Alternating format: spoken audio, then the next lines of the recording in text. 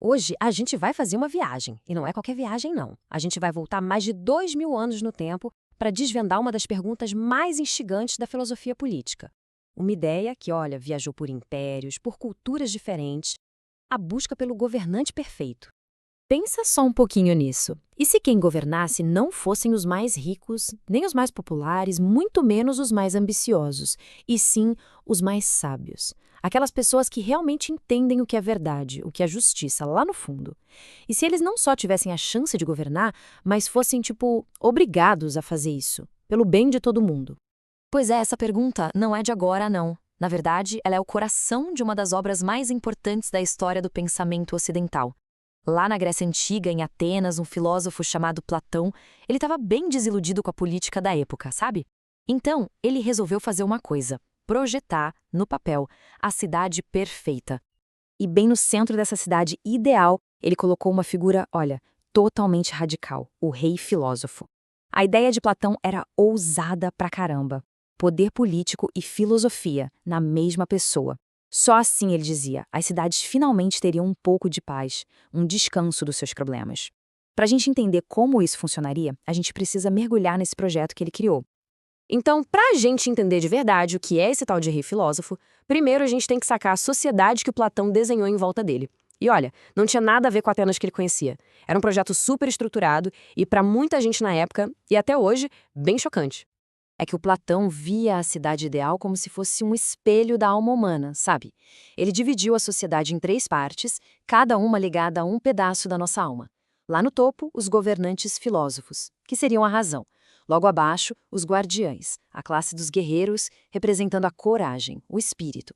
E na base de tudo, os artesãos, que produziam tudo, sustentando a cidade. Eles eram os desejos. A justiça, para Platão, era simples. Cada um no seu quadrado, fazendo a sua parte direitinho, sem um se meter no trabalho do outro. Agora, segura aí porque é na classe dos guardiões que o negócio fica radical de verdade. Eles eram a elite, a tropa de choque militar e administrativa, e era dali, desse grupo, que sairiam os futuros reis filósofos. E para garantir que eles servissem só ao Estado, Platão criou um estilo de vida para eles que era, nossa, extremo. Isso aqui é tirado direto do livro A República. Presta atenção. Nada de propriedade privada, nada de dinheiro. Eles iam morar em alojamentos comunitários, comer todos juntos, tudo o que eles precisassem o Estado daria. Qual era o objetivo? Simples: acabar com qualquer chance de corrupção. Pensa bem, se ninguém é dono de nada, não tem motivo para ser corrupto, certo? Olha só, aqui a gente está vendo o texto original. Não tem como interpretar de outro jeito, a fonte é bem clara. O Platão acreditava que o apego ao dinheiro, à propriedade, era a raiz de toda a injustiça. Então, para os guardiões da cidade perfeita dele, ele simplesmente arrancou essa raiz pela base. Então, essa estrutura social super rígida, essa ideia de uma elite que não tem nada, parece que saiu do nada, né? Mas o Platão não estava escrevendo no vácuo. Ele estava, na verdade, reagindo ao mundo que ele via. Um mundo que era dividido entre dois modelos de sociedade bem diferentes. A resposta é: não, não saiu do nada. Como muitos gênios, ele estava pegando peças do que ele via, da história, das ideias da época, e montando tudo de um jeito completamente novo. E para a gente achar essas peças, a gente precisa olhar para as duas superpotências da Grécia Antiga. De um lado, a gente tinha a cidade dele, Atenas.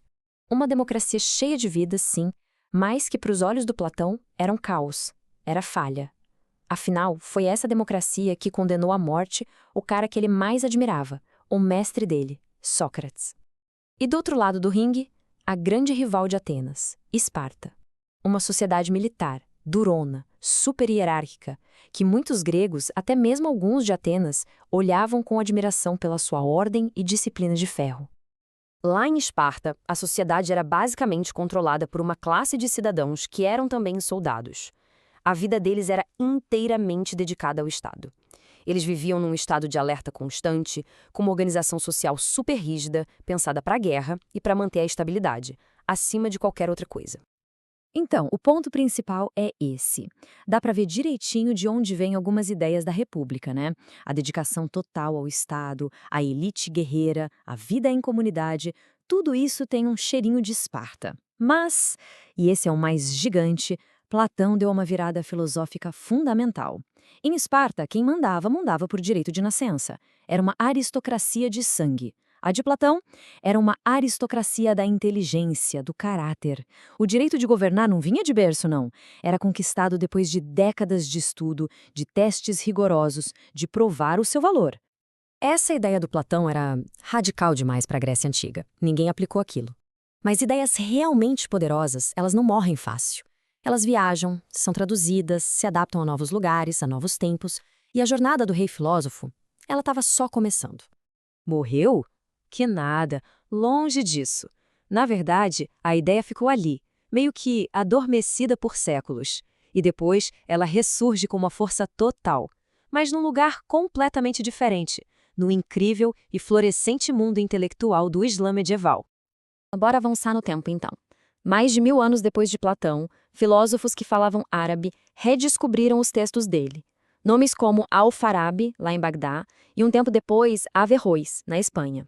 Esses caras não só leram Platão. Eles olharam para aquelas ideias e pensaram, isso aqui serve para a gente pensar sobre liderança, sobre a lei, sobre como ter uma cidade justa, mas dentro do nosso mundo, do nosso contexto islâmico. Eles não fizeram só uma tradução, eles fizeram uma adaptação. Pegaram o esqueleto do rei filósofo e preencheram com as virtudes, com as qualidades que faziam sentido para o tempo e para a cultura deles, para a cultura islâmica. E é muito legal ver como a ideia foi mudando. Para Platão, o principal era a sabedoria abstrata, entender as formas eternas. Já o Al-Farabi, ele lista 12 qualidades que a pessoa tem que ter de nascença, começando com saúde física perfeita. Bem prático para um líder, né? E também ser bom de papo. O Averroes, que já tinha lido muito Aristóteles, focava mais na lógica, na capacidade de argumentar bem. Cada um deles pegou a forma do Platão e colocou dentro as qualidades que achava mais importantes para sua própria sociedade.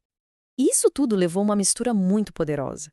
Nas mãos desses filósofos, o rei filósofo grego se misturou com as ideias islâmicas de liderança. O governante perfeito passou a ser, ao mesmo tempo, filósofo, rei, o cara que cria as leis, o legislador, e também o imã, o líder da comunidade.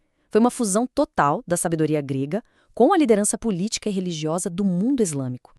E assim, uma ideia que nasceu numa roda de conversa lá na Atenas antiga, viajou pelos séculos, mudou de roupa, mas a pergunta principal, essa pergunta continuou a mesma. O que a gente viu aqui foi uma jornada incrível, né? O que começou como uma utopia, uma ideia na cabeça de um filósofo para consertar os problemas da democracia de Atenas, acabou virando uma base para se pensar o governo ideal num dos maiores impérios que o mundo já viu. Tá, mas e daí? Por que isso importa hoje? Porque a pergunta de Platão ela não sumiu. Pelo contrário. O que faz um bom líder? É ser sábio, corajoso, popular, forte.